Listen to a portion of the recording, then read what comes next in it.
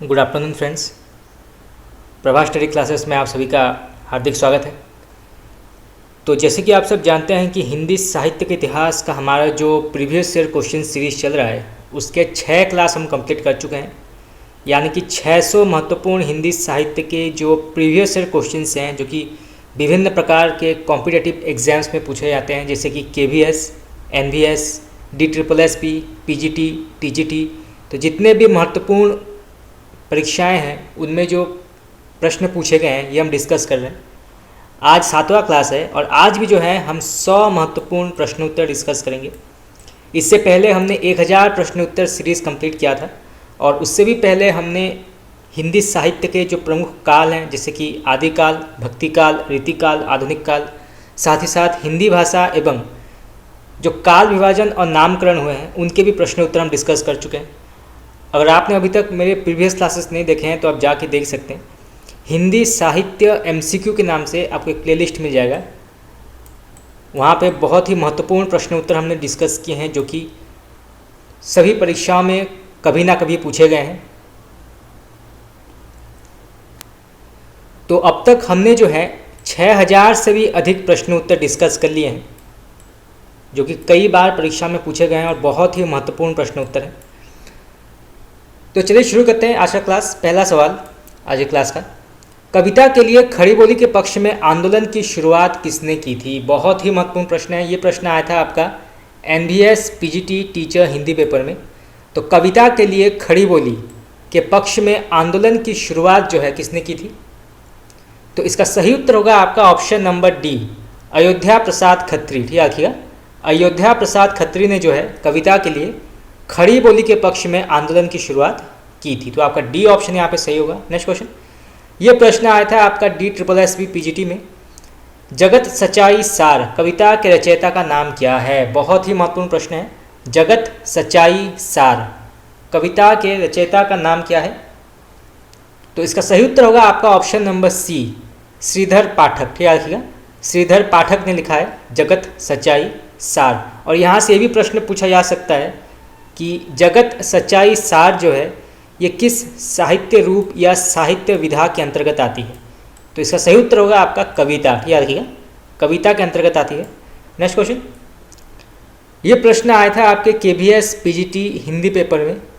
स्वच्छंदतावादी की विशेषता इनमें से कौन सी नहीं है? बहुत ही महत्वपूर्ण प्रश्न है।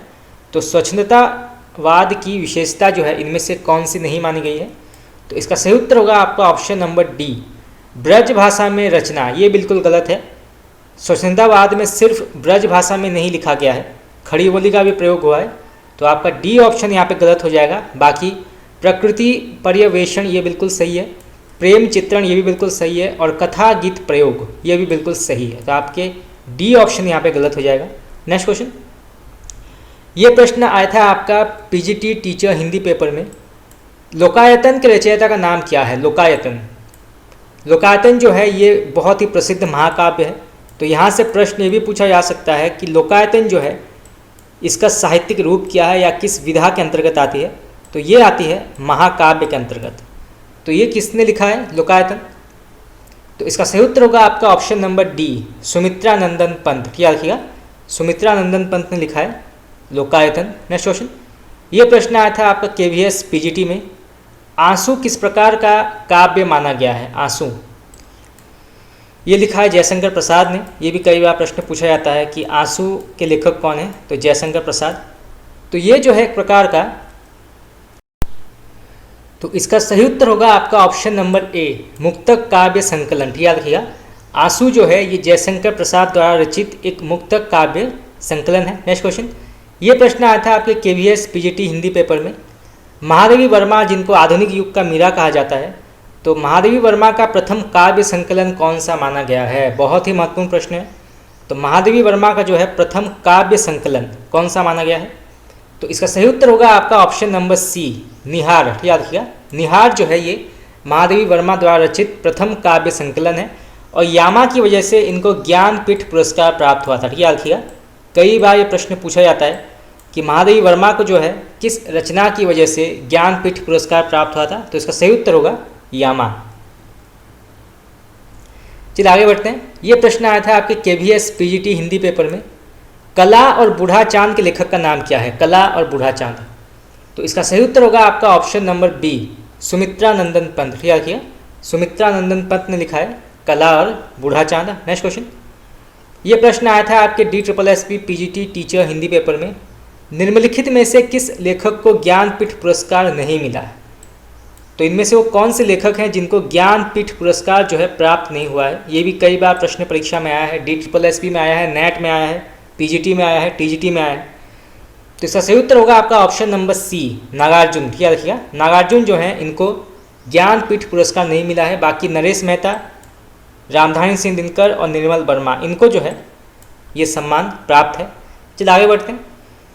ये प्रश्न आया था आपके KVS PGT हिंदी पेपर में, संस्कृति के 4 अध्याय किसकी रचना मानी गई है? बहुत ही प्रसिद्ध रचना है, कई बार परीक्षा में पूछा गया ये। तो संस्कृति के 4 अध्याय जो है किसकी रचना मानी गई है? तो इसका सही उत्तर होगा आपका option number D, Ramdhari Singh Dinkar. याद रखिएगा, रामधारी सिंह दिनकर की प्रसिद्ध रचना है संस्कृति के 4 अध्याय। नेक्स्ट क्वेश्चन, ये प्रश्न आया था आपके KVS PGT हिंदी पेपर में, निराला की अंतिम कविता कौन सी मानी गई है? तो निराला की जो है अंतिम कविता कौन सी मानी गई है? तो इसका सही उत्तर होगा आपका ऑप्शन नंबर डी, पत्रोत्कंठित जीवन का विषय बुझा हुआ है। तो आपका डी ऑप्शन यहाँ पे सही है, पत्रोत्कंठित जीवन का विषय बुझा हुआ है। ये जो है निराला जी की अंतिम कविता मानी गई है। नेक्स्ट क्वेश्चन, ये प्रश्न आया था आपके KVS PGT हिंदी पेपर में, निम्नलिखित में से तार सप्तक में कौन कवि शामिल नहीं है? तो इनमें से जो है कौन तार सप्तक में शामिल नहीं है, कौन से कवि? तो इसका सही उत्तर होगा आपका option number D, Ramdhari Singh Dinkar. याद रखिएगा, रामधारी सिंह दिनकर जो है ये तार सप्तक में शामिल नहीं है। बाकी प्रभाकर माचवे, नेमीचंद्र जैन और भारत भूषण अग्रवाल, ये प्रमुख कवि जो हैं ये तार सप्तक में शामिल हैं। और तार सप्तक का प्रकाशन वर्ष क्या है? 1943। याद रखिएगा, ये कई बार प्रश्न पूछा जाता है परीक्षा में कि तार सप्तक का समय क्या है, दूसरा सप्तक का समय क्या है?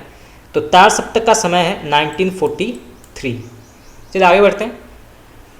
ये प्रश्न आया था आपके KVS PGT हिंदी पेपर में, आत्महत्या के विरुद्ध कविता संकलन के कवि कौन है?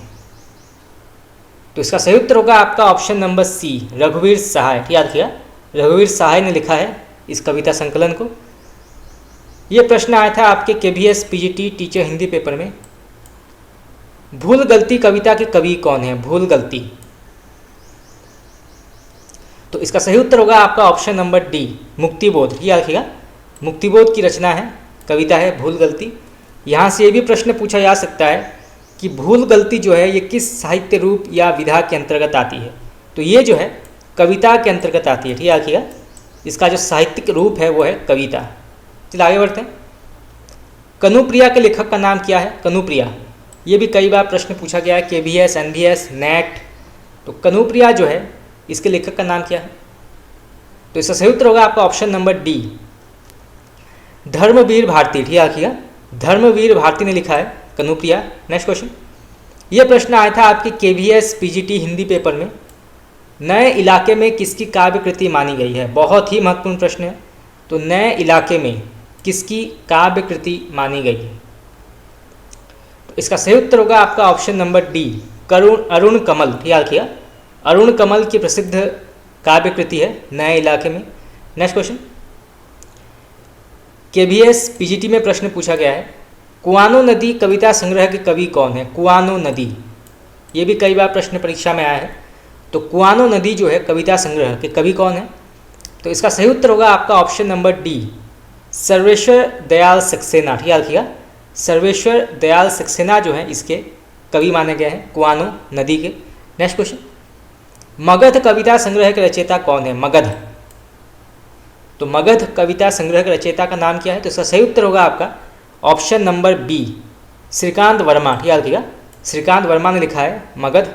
नेक्स्ट क्वेश्चन, ये प्रश्न आया था आपका PGT टीचर हिंदी पेपर में, रामचंद्र वर्मा किस कारण की वजह से प्रसिद्ध थे, या किस प्रकार की रचनाएं या हिंदी साहित्य में अपना किस प्रकार का योगदान देने की वजह से वो प्रसिद्ध थे? तो इसका सही उत्तर होगा आपका ऑप्शन नंबर डी, कोस्टगार्ड। ठीक याद रखिएगा, रामचंद्र वर्मा कोस्टगार्ड के रूप में प्रसिद्ध थे। ये भी कई बार प्रश्न परीक्षा में पूछा गया है, पीजीटी टीजीटी में पूछा गया है। तो रामचंद्र वर्मा जो थे ये कोस्टगार्ड के रूप में प्रसिद्ध थे।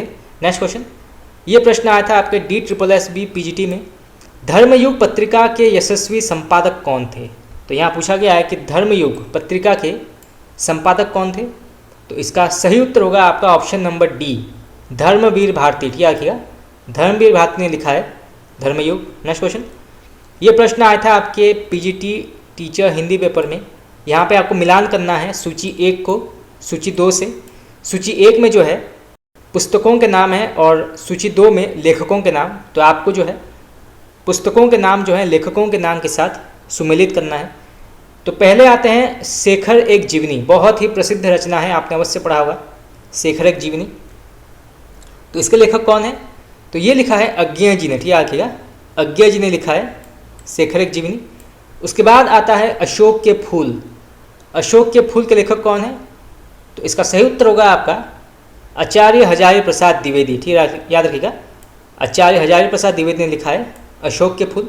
उसके बाद आता है क्या भूलूं क्या याद करूं, बहुत ही प्रसिद्ध आत्मकथा। ये कई बार परीक्षा में ये आया है, आपके सिलेबस में भी होगा, क्या भूलूं क्या याद करूं।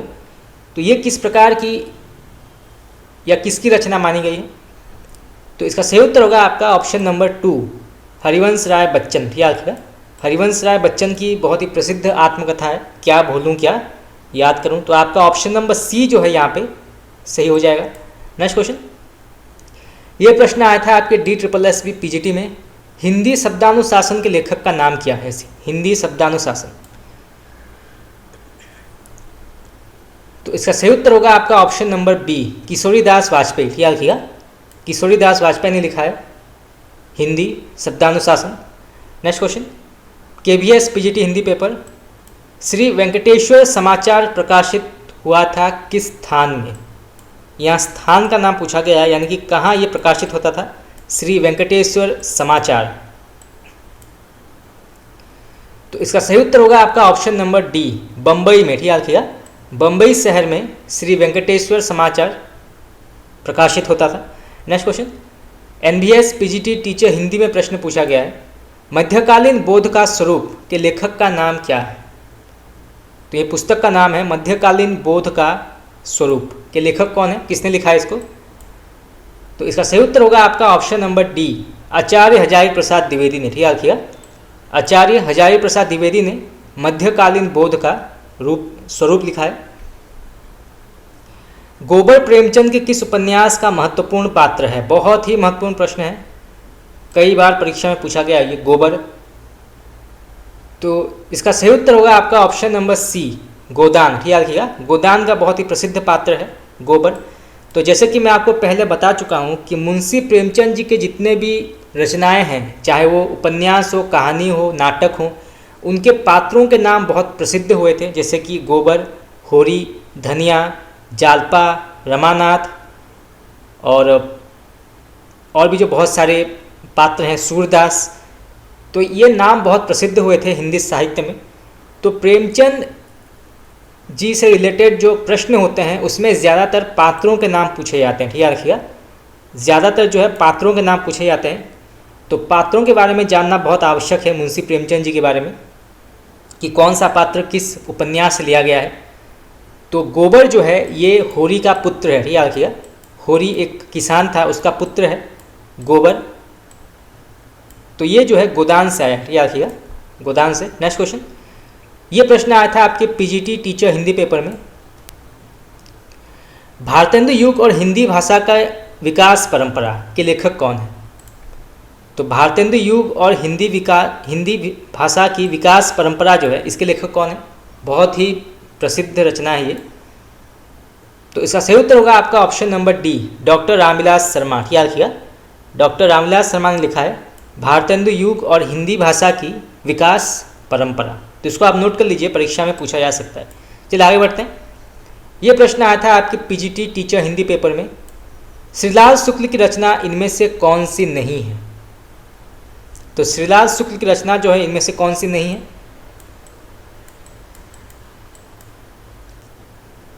तो इसका सही उत्तर होगा आपका ऑप्शन नंबर डी, सारा आकाश। ठीक है, रखिए सारा आकाश जो है ये श्रीलाल शुक्ल ने लिखा, ये लिखा है राजेंद्र यादव ने। ठीक है, रखिए इसके लेखक हैं राजेंद्र यादव। बाकी आपका श्रीलाल शुक्ल का जो प्रसिद्ध रचना है वो है राग दरबारी। ठीक है, रखिए राग दरबारी।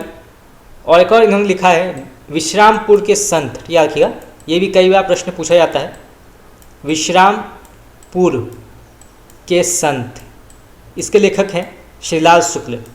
तो राग दरबारी और विश्रामपुर के संत जो हैं ये बहुत ही प्रसिद्ध रचनाएं हैं श्रीलाल शुक्ल के। चलिए आगे बढ़ते हैं। ये प्रश्न आया था आपके KVS PGT हिंदी पेपर में, निम्नलिखित में से कौन मार्क्सवादी विचारधारा का आलोचक नहीं है। तो निम्नलिखित में से जो है कौन मार्क्सवादी विचारधारा का आलोचक नहीं माना जाता।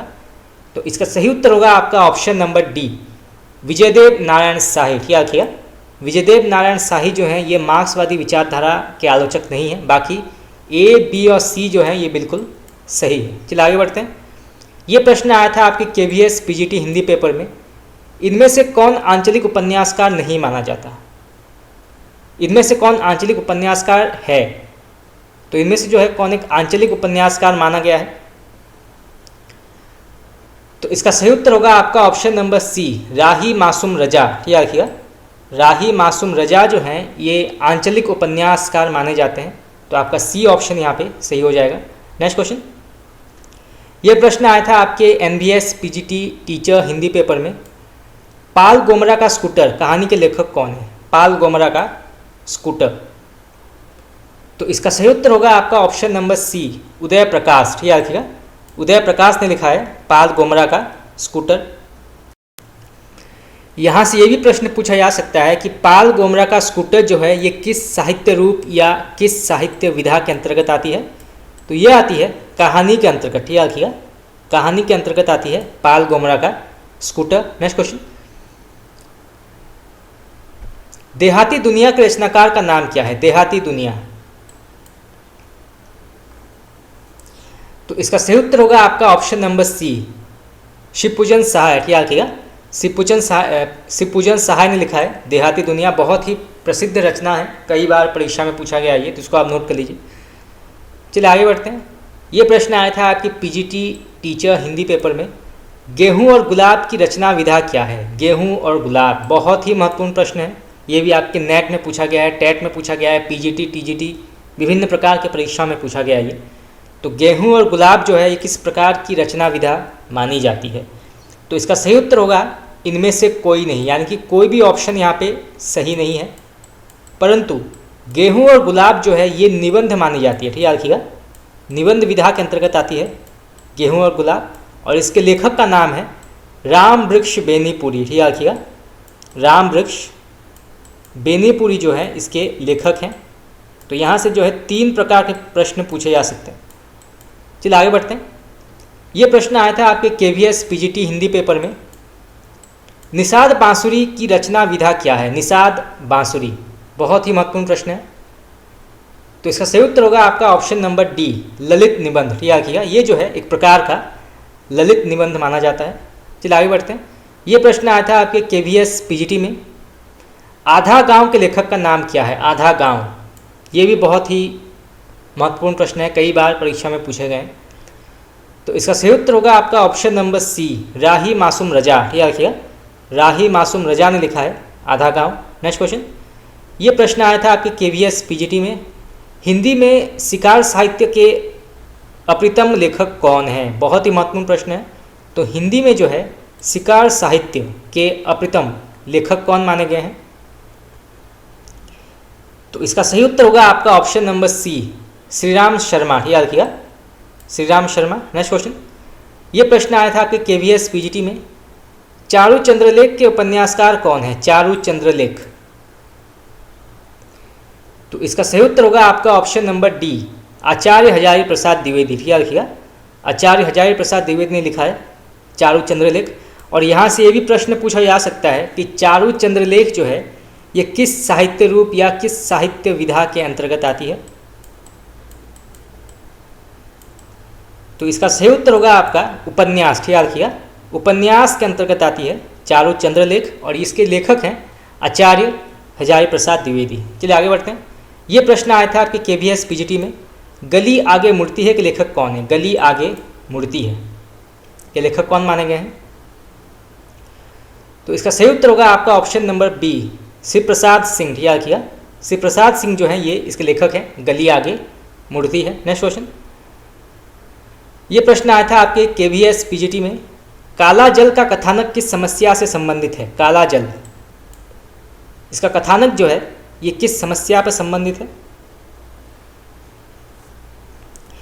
तो इसका सही उत्तर होगा आपका ऑप्शन नंबर ए, स्त्री उत्पीड़न। याद किया, काला जल जो है ये स्त्री उत्पीड़न समस्या से संबंधित है। और इसके लेखक का नाम क्या है? ये भी कई बार पूछा जाता है।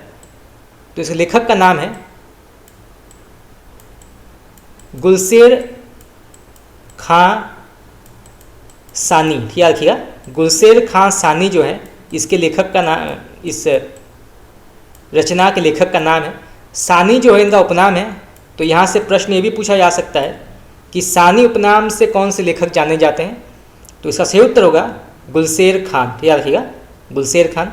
नेक्स्ट क्वेश्चन, चलिए आगे बढ़ते हैं। ये प्रश्न आया था आपके KVS PGT हिंदी पेपर में, पृथ्वीराज की आंखें शीर्षक नाटक के रचयिता कौन है? पृथ्वीराज की आंखें बहुत ही प्रसिद्ध रचना है। तो इसके रचयिता कौन है? तो इसका सही उत्तर होगा आपका option number C, Ramkumar Verma. याद रखिएगा, डॉक्टर रामकुमार वर्मा ने लिखा है पृथ्वीराज की आंखें।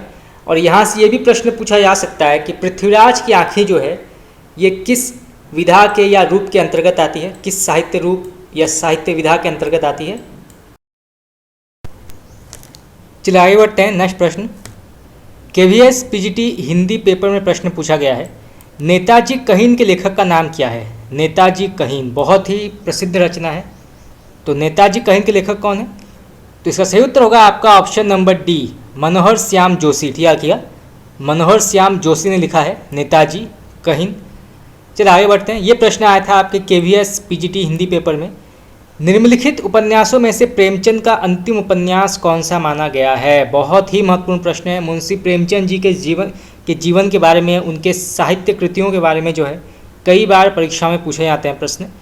तो उपन्यासों में से जो है प्रेमचंद का अंतिम उपन्यास कौन सा माना गया है?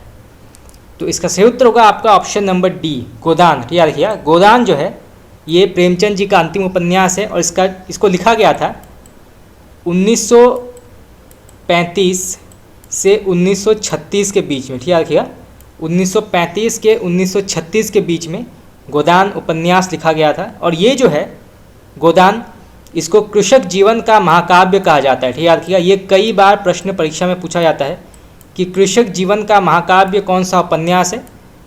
तो इसका सही उत्तर होगा आपका गोदान। याद रखिएगा, गोदान। नेक्स्ट क्वेश्चन, ये प्रश्न आया था आपके KVS PGT हिंदी पेपर में, टेढ़े मेढ़े रास्ते के लेखक का नाम क्या है?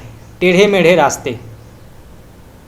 तो इसका सही उत्तर होगा आपका ऑप्शन नंबर बी, भगवती चरण वर्मा। याद रखिएगा, भगवती चरण वर्मा ने लिखा है टेढ़े मेढ़े रास्ते। नेक्स्ट क्वेश्चन, ये प्रश्न आया था आपके KVS PGT हिंदी पेपर में, इंदुमती कहानी के लेखक का नाम क्या है? इंदुमती।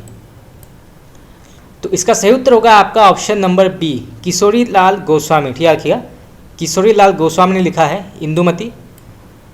चलिए आगे बढ़ते हैं।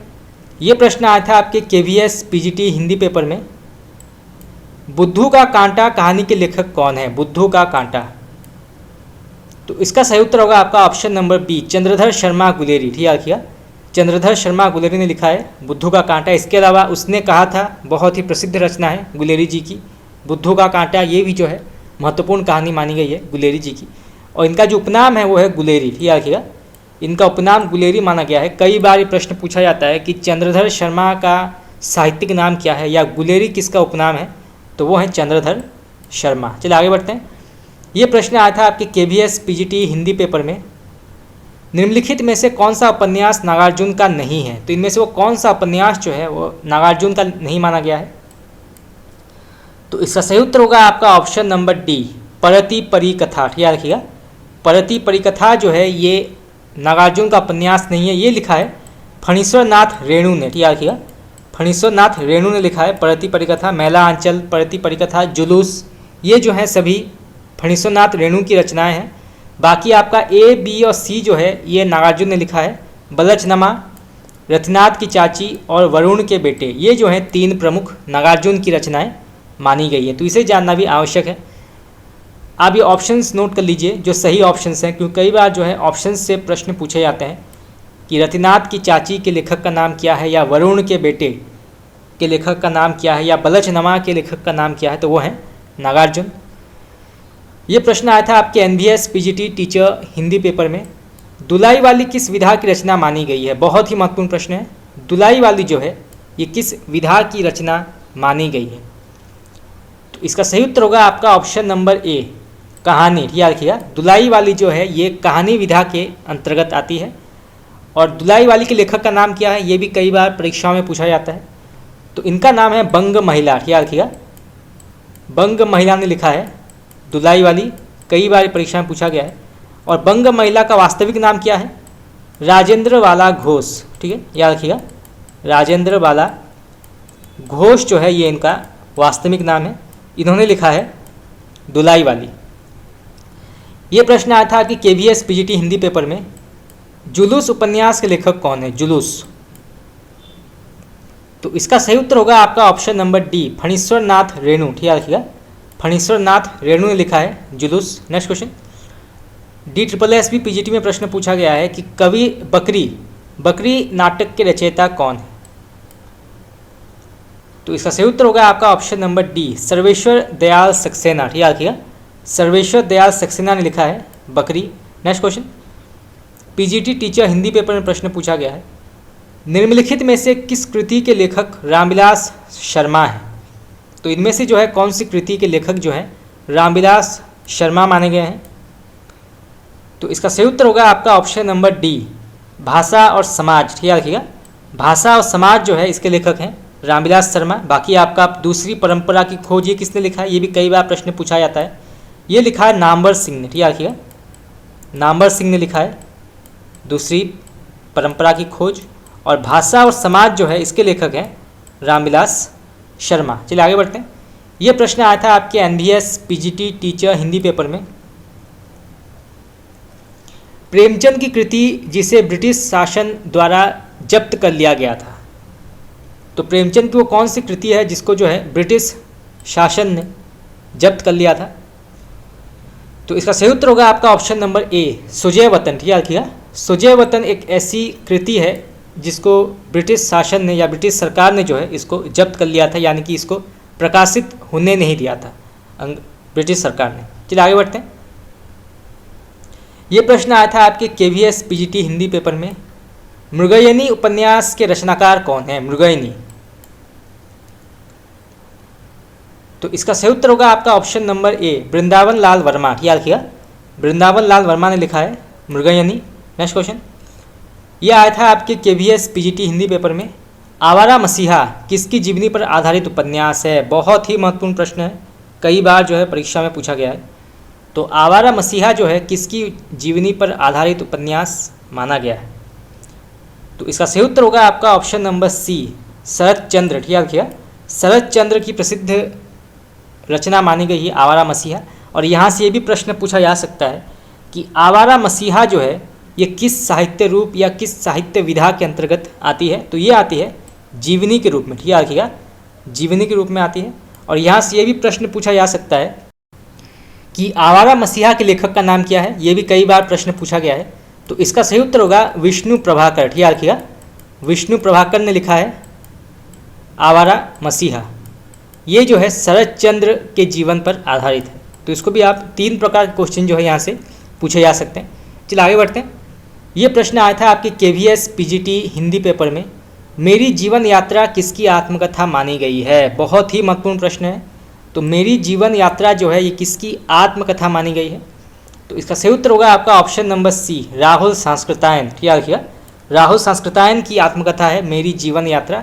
यहाँ से ये भी प्रश्न पूछा जा सकता है कि मेरी जीवन यात्रा जो है इसका साहित्यिक रूप क्या है या किस साहित्य विधा के अंतर्गत आती है? तो ये आती है आत्मकथा के अंतर्गत। ठीक है, रखिएगा, आत्मकथा के अंतर्गत आती है। नेक्स्ट क्वेश्चन, ये प्रश्न आया था आपके KVS PGT में, एक बूंद सहसा उछली की रचना विधा क्या है? तो एक बूंद सहसा उछली ये किस रचना विधा के अंतर्गत आती है? तो ये आती है आपके यात्रावृत्त में, ठीक याद किया, ये जो है यात्रावृत्त माना गया है। नेक्स्ट क्वेश्चन, ये प्रश्न आया था आपके DSSB PGT teacher Hindi paper में। नित प्रति पुनोई रहे अनान ओप उजास में कौन सा अलंकार है? तो इसका सही उत्तर होगा आपका ऑप्शन नंबर डी, अतिशयोक्ति। ठीक याद रखिएगा, ये जो है अतिशयोक्ति अलंकार के अंतर्गत आती है। नेक्स्ट क्वेश्चन, ये प्रश्न आया था आपके PGT टीचर हिंदी पेपर में। अवधी भाषा का निजी छंद क्या है? तो अवधी भाषा का जो है यहाँ पे निजी छंद पूछा गया है। तो इसका सही उत्तर होगा आपका ऑप्शन नंबर डी, छप्पय। याद रखिएगा, छप्पय जो है ये अवधी का निजी छंद माना जाता है। तो उसको भी आप नोट कर लीजिए, परीक्षा में पूछा जा सकता है। चलिए आगे बढ़ते हैं। ये प्रश्न आया था आपके KVS PGT हिंदी पेपर में। कनक कनक ते सौगुनी मादकता अधिकाय में कौन सा अलंकार है? बहुत ही प्रसिद्ध प्रश्न है, कई परीक्षा में पूछा गया ये। तो कनक कनक ते सौगुनी मादकता अधिकाय में कौन सा अलंकार जो है शामिल है? तो इसका सही उत्तर होगा आपका ऑप्शन नंबर ए, यमक। याद रखिएगा, यमक अलंकार जो है इसमें शामिल किया गया है। जिस पंक्ति में जो है एक प्रकार का शब्द जो है 2 बार लिखा जाता है उसको यमक अलंकार कहते हैं। ठीक है, जैसे यहाँ पे कनक कनक दिया गया है, तो एक प्रकार का शब्द जो है 2 बार लिखा गया है, तो यहाँ पे यमक अलंकार इसे माना जाएगा। चलिए आगे बढ़ते हैं। ये प्रश्न आया था आपके KVS PGT हिंदी पेपर में। ध्वन्यालोक किस तत्व से संबंधित ग्रंथ है? बहुत ही महत्वपूर्ण प्रश्न है, ये आपके भारतीय काव्यशास्त्र से जुड़ा एक महत्वपूर्ण प्रश्न है। तो ध्वन्यालोक जो है ये किस तत्व से संबंधित ग्रंथ माना गया है? तो इसका सही उत्तर होगा आपका ऑप्शन नंबर डी, ध्वनि। याद किया, ध्वनि के अंतर्गत ये आता है। और इसके लेखक का नाम क्या है? लेखक का नाम है आचार्य आनंदवर्धन। याद किया, आनंदवर्धन जो है इसके लेखक माने गए हैं। आनंदवर्धन ध्वनि संप्रदाय के प्रवर्तक और ध्वन्यालोक के लेखक माने गए हैं, आनंदवर्धन। नेक्स्ट क्वेश्चन, ये प्रश्न आया था आपके KVS PGT में। निम्नलिखित में से कौन सा छंद दोहा का विपरीत छंद माना गया है? तो निम्नलिखित में से जो है कौन सा छंद दोहा का विपरीत छंद माना गया है? तो इसका सही उत्तर होगा आपका ऑप्शन नंबर डी, इनमें से कोई नहीं। तो सभी ऑप्शन जो है यहाँ पे गलत हो जाएंगे। चलिए आगे बढ़ते हैं। ये प्रश्न आया था आपके KVS PGT हिंदी पेपर में। चौपाई छंद में मात्राओं की संख्या कितनी होती है? तो चौपाई जो छंद है इसमें मात्राओं की संख्या कितनी होती है? तो इसका सही उत्तर होगा आपका ऑप्शन नंबर सी, यात्रा। 16। याद रखिएगा, 16 मात्राएं होती हैं चौपाई छंद में। तो ये भी जानना आवश्यक है, कई बार जो है परीक्षा में ये पूछा गया है, नेट में पूछा गया है, टेट, KVS, DSSB। तो चौपाई छंद में मात्राओं की संख्या जो है 16 है। याद रखिएगा, 16। नेक्स्ट क्वेश्चन, ये प्रश्न आया था आपके KVS PGT हिंदी पेपर में। कमल नयन में कौन सा समास है? कमल नयन। तो इसका सही उत्तर होगा आपका ऑप्शन नंबर सी, बहुब्रीहि। याद रखिएगा, बहुब्रीहि समास के अंतर्गत आती है कमल नयन। नेक्स्ट क्वेश्चन, ये प्रश्न आया था आपके KVS PGT हिंदी पेपर में। संविधान के अनुच्छेद 351 में किस विषय का वर्णन है? तो संविधान में जो आर्टिकल 351 है इसमें किस विषय में या किस विषय का वर्णन किया गया है? तो इसका सही उत्तर होगा आपका ऑप्शन नंबर डी, हिंदी भाषा के विकास से संबंधित निर्देश। याद रखिएगा, हिंदी भाषा के विकास में संबंधित निर्देश जो हैं ये आर्टिकल 351 में इसको वर्णन किया गया है संविधान में। याद रखिएगा, ऑप्शन नंबर डी आपका यहाँ पे सही होगा। नेक्स्ट क्वेश्चन, ये प्रश्न आया था आपके KVS PGT में। ब्रज भाषा जो है ये किस हिंदी के अंतर्गत आती है? ब्रज भाषा, ये भी बहुत ही महत्वपूर्ण प्रश्न है। तो ब्रज भाषा जो है ये आपके पश्चिमी हिंदी, याद रखिएगा, पश्चिमी हिंदी के अंतर्गत आती है। इसके अलावा खड़ी बोली, याद रखिएगा, खड़ी बोली, कन्नौजी, ये भी जो है प्रमुख पश्चिमी हिंदी के अंतर्गत बोली जाने वाली भाषाएं हैं। और पूर्वी हिंदी के अंतर्गत हम सब जानते हैं कि अवधी, बघेली और छत्तीसगढ़ी कहा जाता है। बिहारी हिंदी के अंतर्गत भोजपुरी, मगही ये बोला जाता है। और पहाड़ी हिंदी के अंतर्गत जो है कुमाऊनी और गढ़वाली भाषा जो बोली जाती है। तो आपका जो सही उत्तर है 34 का वो है ऑप्शन नंबर बी, पश्चिमी। चलिए आगे बढ़ते हैं। ये प्रश्न आया था आपके KVS PGT हिंदी पेपर में। निम्नलिखित में से पुल्लिंग शब्द कौन सा माना गया है? तो कौन सा शब्द जो है पुल्लिंग है इनमें से? तो इसका सही उत्तर होगा आपका ऑप्शन नंबर सी, वह। याद रखिएगा, वह जो है एक पुल्लिंग शब्द माना गया है। नेक्स्ट क्वेश्चन, ये प्रश्न आया था आपकी पीजीटी टीचर हिंदी पेपर में। यहाँ पे आपको मिलान करना है सूची 1 को सूची 2 से। सूची 1 में जो है कृतियों के नाम है और सूची 2 में लेखकों के नाम। तो पहला आता है दस कुमार चरित्र, ठीक याद किया, दस कुमार चरित्र, इसके लेखक कौन है? तो इसका सही उत्तर होगा आपका ऑप्शन नंबर 3 दंडी, ठीक याद किया, दंडी ने लिखा है दस कुमार चरित्र। उसके बाद आता है नैषधीय चरित्र। तो नैषधीय चरित्र के लेखक कौन है? तो ये लिखा है श्रीहर्ष ने, ठीक याद किया, श्रीहर्ष। और उसके बाद आता है उत्तर रामचरित्र। तो उत्तर रामचरित्र जो है इसके लेखक हैं भवभूति, ठीक याद किया, भवभूति ने लिखे हैं उत्तर रामचरित्र। तो 3 प्रकार के क्वेश्चन जो है यहाँ से पूछे जा सकते हैं। तो आपका जो सही उत्तर है वो होगा आपका ऑप्शन नंबर सी। चलिए आगे बढ़ते हैं। ये प्रश्न आया था आपके DSSB PGT teacher Hindi paper में। आदिकाल को जो है वीरकाल नामकरण किस आलोचक ने या किस साहित्यकार ने दिया था? बहुत ही महत्वपूर्ण प्रश्न है। तो आदिकाल को जो है वीरकाल नामकरण किसने दिया था? तो इसका सही उत्तर होगा आपका ऑप्शन नंबर सी विश्वनाथ प्रसाद मिश्र, ठीक है किया, विश्वनाथ प्रसाद मिश्र ने जो है आदिकाल को वीरकाल नाम दिया था। और इसके अलावा जो है आज विश्वनाथ प्रसाद मिश्र ने रीतिकाल को श्रृंगार काल नाम दिया था, ठीक है याद किया। ये भी कई बार प्रश्न पूछा जाता है कि रीतिकाल को जो है श्रृंगार काल नाम किसने दिया था? तो ये दिया था विश्वनाथ प्रसाद मिश्र ने। तो यहाँ से देखिए वीर काल भी कहा जाता है आदिकाल को और वीर गाथा काल भी कहा जाता है। तो वीर काल जो है ये कहा है विश्वनाथ प्रसाद मिश्र ने और वीर गाथा काल कहा है आचार्य रामचंद्र शुक्ल ने, ठीक है किया, आचार्य रामचंद्र शुक्ल ने जो इसको वीर गाथा काल किया है। तो डिफरेंस इतना है कि विश्वनाथ प्रसाद मिश्र ने जो वीर काल कहा है उसमें गाथा नहीं है, ठीक है, गाथा शब्द का प्रयोग नहीं है। और वीर गाथा काल जिसने कहा है वो है आचार्य रामचंद्र शुक्ल। तो इसमें जो है सिर्फ एक ही शब्द का फर्क है, वो है गाथा, ठीक है याद किया, गाथा। नेक्स्ट क्वेश्चन, ये प्रश्न आया था आपके KVS PGT हिंदी पेपर में। हिंदी शब्द सागर संपादित ग्रंथ किसका माना गया है? हिंदी शब्द सागर संपादित ग्रंथ जो है किसका माना गया है? तो इसका सही उत्तर होगा आपका ऑप्शन नंबर बी श्याम सुंदर दास, ठीक है याद किया, श्याम सुंदर दास के द्वारा संपादित ग्रंथ है हिंदी शब्द सागर।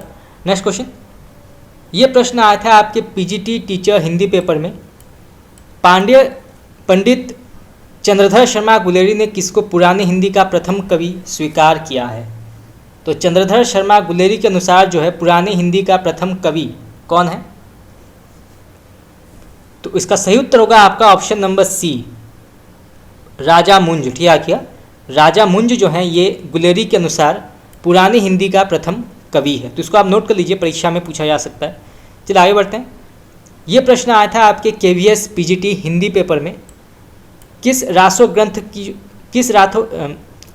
ग्रंथ को जो है आल्हा खंड के नाम से जाना जाता है? आल्हा खंड। तो इसका सही उत्तर होगा आपका ऑप्शन नंबर सी जगनिक का परमाल रासो, ठीक याद किया, किस रासो ग्रंथ की जो है आल्हा खंड के नाम से जाना जाता है? तो इसका सही उत्तर होगा ऑप्शन नंबर सी जगनिक का परमाल रासो, ठीक याद किया, जगनिक का परमाल रासो। नेक्स्ट क्वेश्चन, ये प्रश्न आया था आपके KVS PGT हिंदी पेपर में। विद्यापति की कौन सी रचना जो है अभी तक संपादित होकर प्रकाशित नहीं हुई है? तो विद्यापति जी की कौन सी रचना जो है अभी तक संपादित होकर प्रकाशित नहीं हुई है? तो इसका सही उत्तर होगा आपका ऑप्शन नंबर बी कीर्ति पताका, ठीक है किया, कीर्ति पताका जो है ये अभी तक संपादित होकर प्रकाशित नहीं हुई है। चलिए आगे बढ़ते हैं। ये प्रश्न आया था आपके NVS PGT teacher Hindi paper में। आत्मबोध किसकी रचना मानी गई है? आत्मबोध। तो इसका सही उत्तर होगा आपका ऑप्शन नंबर बी गोरखनाथ, ठीक है रखिएगा, गोरखनाथ की बहुत ही प्रसिद्ध रचना है आत्मबोध। चलिए आगे बढ़ते हैं। ये प्रश्न आया था आपके DSSB PGT teacher Hindi paper में। हालत ए कन्हैया किसकी रचना है? हालत ए कन्हैया। तो इसका सही उत्तर होगा आपका ऑप्शन नंबर सी अमीर खुसरो, ठीक है रखिएगा, अमीर खुसरो की बहुत ही प्रसिद्ध रचना है हालत ए कन्हैया। KVS PGT हिंदी पेपर में प्रश्न पूछा गया है, कबीरदास दिल्ली सल्तनत के शासकों में किसके समकालीन थे? तो जब दिल्ली सुल्तानेट समय चल रहा था तो उस समय कबीर के समकालीन शासक कौन थे? तो इसका सही उत्तर होगा आपका option number C, Sikandar Lodi. ठीक है, रखिएगा। सिकंदर लोदी जो थे ये समकालीन थे कबीर दास के समय। चलिए आगे बढ़ते हैं। ये प्रश्न आया था आपके KVS PGT हिंदी पेपर में। हरड़े वाणी एवं अंगवधु किसकी वाणी के संकलन माने गए हैं? हरड़े वाणी और अंगवधु जो है ये किसके वाणी के संकलन माने गए हैं? तो इसका सही उत्तर होगा आपका ऑप्शन नंबर बी, दादू दयाल। ठीक है, रखिएगा। दादू दयाल के प्रसिद्ध वाणी के संकलन है हरड़े वाणी और अंगवधु। चलिए आगे बढ़ते हैं। ये प्रश्न आया था आपके PGT टीचर हिंदी पेपर में। ये प्रश्न आया था आपके PGT टीचर हिंदी पेपर में। मीराबाई का मलाल किसकी कृति मानी गई है? बहुत ही महत्वपूर्ण प्रश्न है। तो मीराबाई का मलाल जो है ये किसकी कृति मानी गई है? तो इसका सही उत्तर होगा आपका ऑप्शन नंबर ए, मीराबाई। याद रखिएगा, मीराबाई की प्रसिद्ध कृति है मीराबाई का मलाल। Next question. ये प्रश्न आया था आपके PGT टीचर हिंदी पेपर में। अष्टछाप की स्थापना सन 1565 ईस्वी में किसने की थी? बहुत ही महत्वपूर्ण प्रश्न है, कई बार परीक्षा में पूछे गए हैं। DSSB में पूछा गया है, टैट में पूछा गया है, नेट में पूछा गया है, PGT में पूछा गया है। तो अष्टछाप की स्थापना जो है सन 1565 में हुई थी, ये किसने की थी? तो इसका सही उत्तर होगा आपका ऑप्शन नंबर बी, विट्ठल नाथ। ठीक रखिएगा, विट्ठल नाथ जो वल्लभाचार्य के पुत्र थे। ठीक रखिएगा, वल्लभाचार्य के पुत्र थे, इन्होंने अष्टछाप की स्थापना की। और यहाँ से ये भी प्रश्न पूछा जा सकता है कि अष्टछाप की स्थापना कब हुई थी? तो ये हुई थी 1565 में। ठीक है, रखिएगा 1565। Next question. ये प्रश्न आया था आपके KVS PGT हिंदी पेपर में। तत्वदीप निबंध किसकी रचना मानी गई है? तत्वदीप निबंध ये किसकी रचना मानी गई है? तो इसका सही उत्तर होगा आपका ऑप्शन नंबर ए, वल्लभाचार्य। ठीक है, रखिएगा, वल्लभाचार्य की प्रसिद्ध रचना है तत्वदीप। चलिए आगे बढ़ते हैं। ये प्रश्न आया था आपके NBS PGT teacher Hindi paper में। कहरनामा किसकी रचना मानी गई है? कहरनामा ये भी कई बार प्रश्न परीक्षा में पूछा गया है। तो इसका सही उत्तर होगा आपका option number D, Malik Mohammad Jayasi. ठीक है, रखिएगा, मलिक मोहम्मद जायसी की रचना मानी गई है कहरनामा। इसके अलावा जो है इन्होंने लिखा है पद्मावत, जो बहुत ही प्रसिद्ध रचना है मलिक मोहम्मद जायसी की। कालजयी रचना है पद्मावत। इसके अलावा आखिरी कलाम, अखरावत, कन्हावत ये जो है प्रमुख जायसी जी की रचनाएं हैं। चलिए आगे बढ़ते हैं। ये प्रश्न आया था आपके NBS PGT teacher Hindi paper में। कवितावली किसकी रचना मानी गई है? कवितावली, तो इसका सही उत्तर होगा तुलसीदास। ठीक है, रखिएगा, तुलसीदास ने लिखा है कवितावली। तो जैसे कि हम पहले पढ़ चुके हैं कि तुलसीदास ने 2 भाषाओं में रचनाएं लिखी हैं, एक है अवधी भाषा और दूसरा है ब्रज भाषा। अवधी भाषा में जो रचना उन्होंने लिखी है वो है रामचरितमानस, और ब्रज भाषा में उन्होंने लिखा है गीतावली और इसके अलावा विनय पत्रिका। ये जो है प्रमुख ब्रज भाषा में लिखे गए हैं। चलिए आगे बढ़ते हैं। ये प्रश्न आया था आपके KVS PGT हिंदी पेपर में। निर्गुण संत कवियों में सर्वाधिक शास्त्रज्ञ और सुशिक्षित कवि कौन थे? तो यहाँ पूछा गया है कि निर्गुण संत कवियों में जो है सबसे अधिक शास्त्रज्ञ और सुशिक्षित यानी कि सबसे अधिक पढ़े लिखे निर्गुण संत कवि कौन है? तो इसका सही उत्तर होगा आपका ऑप्शन नंबर बी, सुंदरदास। ठीक है, रखिएगा, सुंदरदास जो थे ये सर्वाधिक शास्त्रज्ञ और सुशिक्षित यानी सबसे अधिक पढ़े लिखे निर्गुण संत कवि माने जाते थे। तो यहाँ से देखिए 2 प्रकार के प्रश्न पूछे जा सकते हैं। पहला तो ये, और दूसरा ये पूछा जा सकता है कि सुंदरदास किस प्रकार के कवि माने जाते हैं? तो ये माने जाते हैं निर्गुण संत कवि। ठीक है, रखिएगा, निर्गुण संत कवि ये माने जाते हैं सुंदरदास। तो इसको भी आप नोट कर लीजिए, परीक्षा में पूछा जा सकता है। चलिए आगे बढ़ते हैं। ये प्रश्न आया था आपके KVS PGT हिंदी पेपर में। चित्रावली किसकी रचना मानी गई है? चित्रावली, तो इसका सही उत्तर होगा आपका ऑप्शन नंबर ए, उस्मान। ठीक है, रखिएगा, उस्मान की प्रसिद्ध रचना है चित्रावली। चलिए आगे बढ़ते हैं। ये प्रश्न आया था आपके DSSB PGT teacher Hindi paper में। भक्ति काल के किस कवि को जातीय कवि कहा जाता है? बहुत ही महत्वपूर्ण प्रश्न है, कई परीक्षा में पूछा गया ये। तो भक्ति काल के किस कवि को जो है जातीय कवि कहा जाता है? तो इसका सही उत्तर होगा आपका ऑप्शन नंबर बी, तुलसीदास। ठीक है, रखिएगा, तुलसीदास की को जो है भक्ति काल का जातीय कवि कहा जाता है। KVS PGT Hindi paper. Gitavali किस प्रकार का काव्य है? गीतावली, तो इसका सही उत्तर होगा आपका ऑप्शन नंबर सी, प्रबंध काव्य। ठीक है, रखिएगा, प्रबंध काव्य के तौर पर माना जाता है कवि गीतावली। ये प्रश्न आया था आपके PGT टीचर हिंदी पेपर में।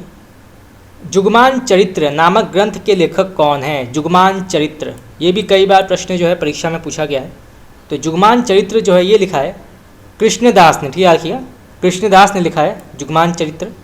नेक्स्ट क्वेश्चन, ये प्रश्न आया था आपकी KVS PGT हिंदी पेपर में, रास पंचाध्यायी के लेखक कौन है? बहुत ही प्रसिद्ध रचना है हिंदी साहित्य की, रास पंचाध्यायी। तो इसके लेखक कौन माने गए हैं? तो इसका सही उत्तर होगा आपका ऑप्शन नंबर ए, नंददास, ठीक है, रखिएगा, नंददास जो हैं ये रास पंचाध्यायी के प्रसिद्ध लेखक माने गए हैं। चलिए आगे बढ़ते हैं। ये प्रश्न आया था आपके KVS PGT में, अष्टयाम किसकी रचना मानी गई है? अष्टयाम,